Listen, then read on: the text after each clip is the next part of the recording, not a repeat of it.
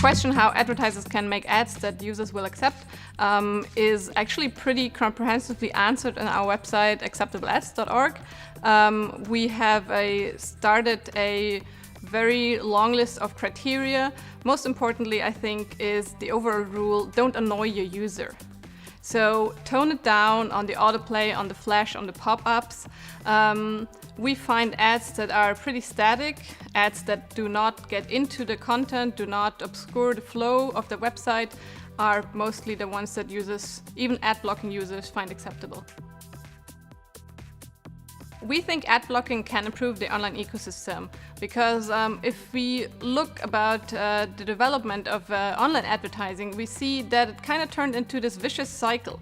So there are ads, and then users are annoyed by these ads, or they just don't click them. So what advertisers do, or even publishers, because they have the same interest in making money, they try to create louder ads, flashier ads, bigger ads, ads that grab the attention of the users, in hopes to get more revenues through that. But what actually happens is users get even more annoyed, more users install ad blockers, so it's kind of like, it's just getting worse. So we believe that with our compromise approach of blocking these annoying ads but letting through some acceptable ads, we can actually improve the overall quality of the web, and therefore also kind of like turning that cycle back, actually allowing publishers and advertisers to be successful with some ads, but in ways of working with the user instead of against them. Well, there are many examples of good native ads. So I think, again, the most important is try not to annoy users. So show them relevant stuff.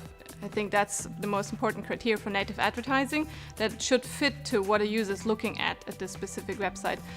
Second most important in my regards for native advertising is it should be clearly labeled as advertising. Don't try to fool your users. Users are smart, and they usually don't like if you try to trick them. It might work once or even twice, but after the third time they will install an ad blocker.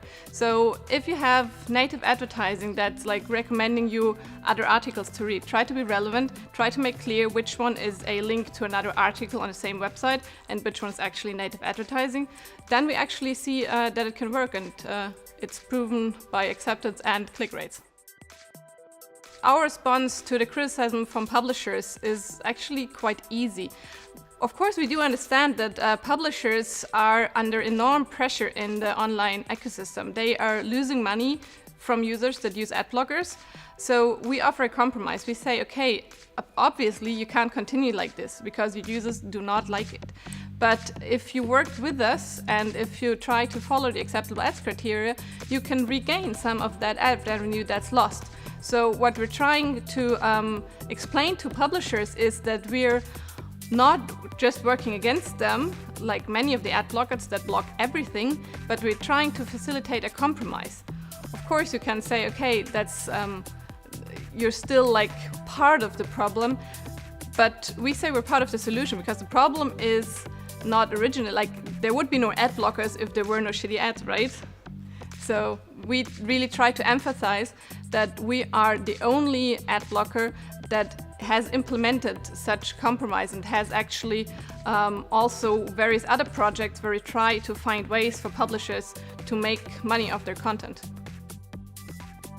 The question about the future of online advertising, I think there's two answers to that. One utopian one, that we have very limited advertising, that's only super relevant advertising, that advertising becomes so smart that they actually send me an ad for something that I really need, like diapers for my baby, because we just used the last one, but I forgot about it.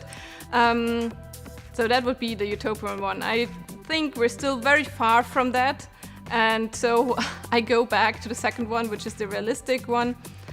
I think, and that is also our opinion as a company, we will see online advertising pretty much unchanged for years to come. Many users are okay with the current model of getting free content for seeing ads, like getting some of their attention grabbed by the ads, and so they get the content for free.